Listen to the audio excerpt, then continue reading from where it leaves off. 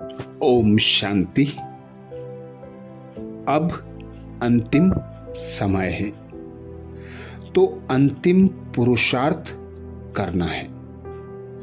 अंतिम समय के लिए बाबा कहे थे, अंत समय में धर्मराज का पार्ट जब शुरू होगा तो बाबा की कोई भी मदद नहीं मिलेगी।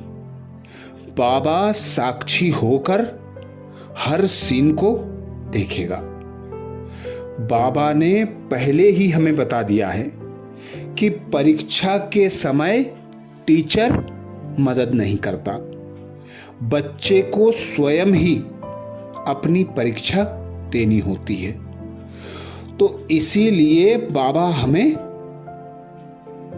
स्मृति कराते कि अंत समय में धर्मराज की सजाओं से बचने के लिए, धर्मराज पुरी में जाने से बचने के लिए अब हिसाब किताब चुकतू करने की मशीन की गति तीव्र करो, क्योंकि बाबा ने बता दिया है कि धर्मराजपुरी में सजाओं का पार्ट अंत समय में नूंधा हुआ है, लेकिन वह सजाएं सिर्फ आत्मा अपने आप भोगती है और हिसाब किताब चुकतू करती है। लेकिन कर्मों के हिसाब अनेक प्रकार में भी विशेष बाबा बताते 3 प्रकार के हैं। एक है आत्मा को अपने आप भोगने वाले हिसाब, अर्थात बीमारियों द्वारा, तन मन के रोगों द्वारा, किसी भी प्रकार से आत्मा अपने शारीरिक कष्टों द्वारा यह सजा भोगती है। दूसरा बाबा कहते संबंध संपर्क द्वारा दुख की प्राप्ति। यह तो सभी समझ सकते हैं कि 63 जन्मों से हम अनेक संबंध संपर्क में आए, अनेक आत्माओं के साथ हिसाब किताब बना। वह हिसाब किताब अंत समय में चुकतू करने वे आत्माएं फिर संबंध संपर्क में आएंगी और दुख देंगी या सुख देंगी, वह अपने कर्मों पर डिपेंड है। तो बाबा कहते दूसरी सजाएं संबंध संपर्क द्वारा होंगी। तीसरी प्रकार की सजाएं हैं प्राकृतिक आपदाओं द्वारा। प्राकृतिक आपदाओं द्वारा हिसाब किताब चुकतू होगा। इसीलिए बाबा हमें स्मृति कराते, हिसाब चुकतू करने की मशीनरी अब तीव्र गति से चलानी है। बच्चों ने पूछा कि एक ही समय इकट्ठा मृत्यु कैसे और क्यों होता है। इसका कारण है, यह तो जानते हो और अनुभव करते हो कि अब संपन्न होने का समय समीप आ रहा है। सभी आत्माओं का द्वापर युग व कलयुग से किए हुए विकर्मों व पाप का खाता जो भी रहा हुआ है वह अभी पूरा समाप्त होना है, क्योंकि सभी को अब वापस घर जाना है। द्वापर से किए हुए कर्म व विकर्म दोनों का फल अगर एक जन्म में समाप्त नहीं होगा तो दूसरे जन्म में भी चुकतू का व प्राप्ति का हिसाब किताब चलता रहेगा। लेकिन अब लास्ट समय है, लास्ट जन्म है और पापों का हिसाब ज्यादा है, इसलिए अब जल्दी जल्दी जन्म और जल्दी जल्दी मृत्यु। इस सजा द्वारा अनेक आत्माओं का पुराना खाता खत्म हो रहा है। तो वर्तमान समय मृत्यु भी दर्दनाक और जन्म भी मेजोरिटी का बहुत दुख से हो रहा है। ना सहज मृत्यु ना सहज जन्म, तो दर्दनाक मृत्यु और दुखमय जन्म यह जल्दी हिसाब किताब चुकतू करने का साधन है। जैसे इस पुरानी दुनिया में चींटियां, चींटे, मच्छर आदि को मारने के लिए साधन अपनाए हुए हैं, उन साधनों द्वारा एक ही साथ चींटियां व मच्छर व अनेक प्रकार के कीटाणु इकट्ठे ही विनाश हो जाते हैं। ऐसे आज के समय मानव भी मच्छरों, चींटियों सदृश अकाले मृत्यु के वश हो रहे हैं। मानव और चींटियों में अंतर ही नहीं रहा है। यह सब हिसाब किताब और सदा के लिए समाप्त होने के कारण इकट्ठा अकाले मृत्यु का तूफान समय प्रति समय आ रहा है। वैसे धर्मराजपुरी में भी सजाओं का पार्ट अंत समय में नूंधा हुआ है, लेकिन वह सजाएं सिर्फ आत्मा अपने आप भोगती और हिसाब किताब चुकतू करती है। लेकिन कर्मों के हिसाब अनेक प्रकार में भी विशेष 3 प्रकार के हैं। बाबा ने हिसाब किताब जो बताए वो 3 प्रकार के बताए।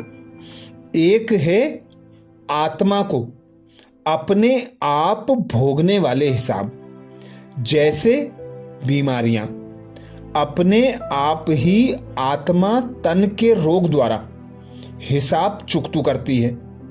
ऐसे और भी दिमाग कमजोर होना व किसी भी प्रकार की भूत प्रवेशता, ऐसे ऐसे अनेक प्रकार की सजाओं द्वारा आत्मा स्वयं ही हिसाब किताब भोगती है। दूसरा हिसाब बाबा बताते संबंध संपर्क द्वारा दुख की प्राप्ति। यह तो समझ सकते हो ना कि कैसे हैं 63 जन्मों से जो आप अनेक आत्माओं के संबंध संपर्क में आए, आपके द्वारा जाने अनजाने उन आत्माओं को जो दुख की प्राप्ति हुई, उस दुख की प्राप्ति होने के कारण वे आत्माएं पुनः संबंध संपर्क में आएंगी और अपना हिसाब किताब चुकतू करने के लिए आपको दुख प्रदान करेंगी। और तीसरा बाबा कहते प्राकृतिक आपदाओं द्वारा हिसाब किताब चुकतू होना है।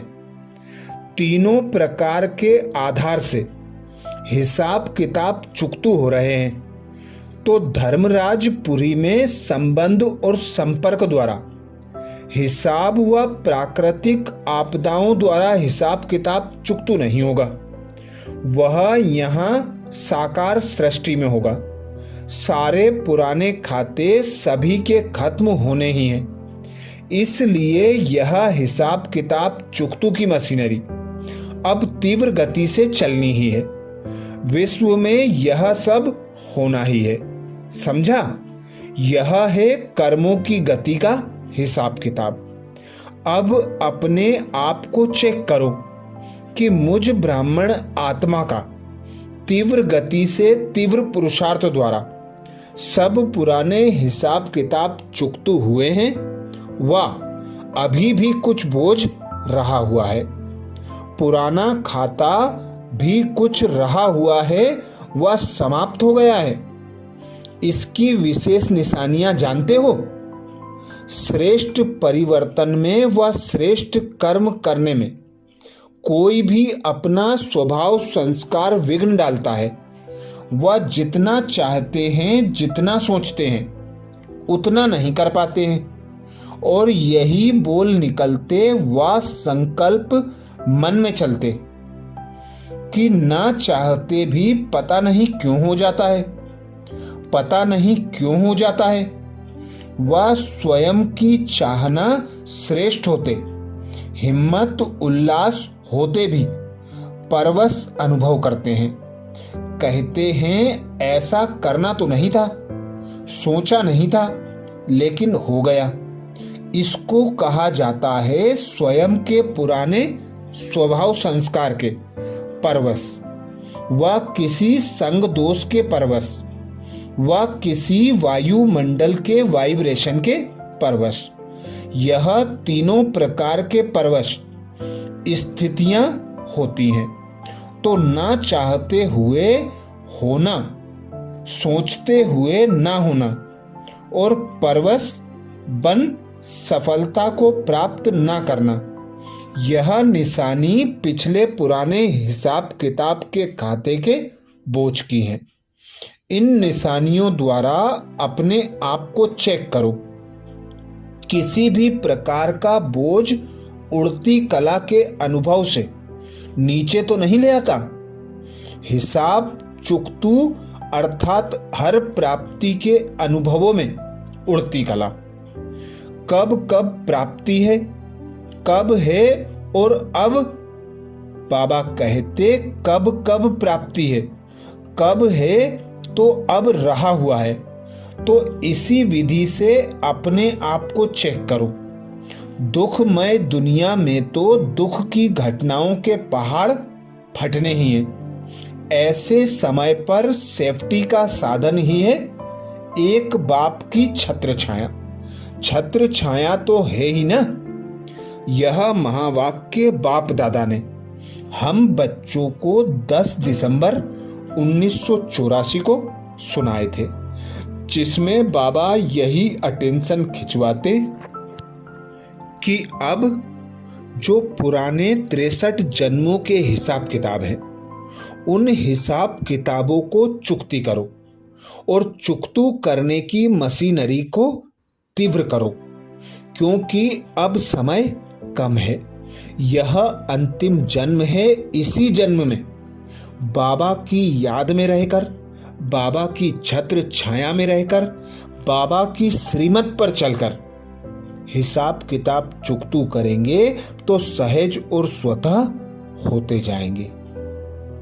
इसीलिए बाबा कहते हैं कि हिसाब किताब चुकतू तो करना ही है, चाहे योग बल से करो, चाहे भोग बल से करो, मर्जी बच्चों की। अच्छा, ओम शांति।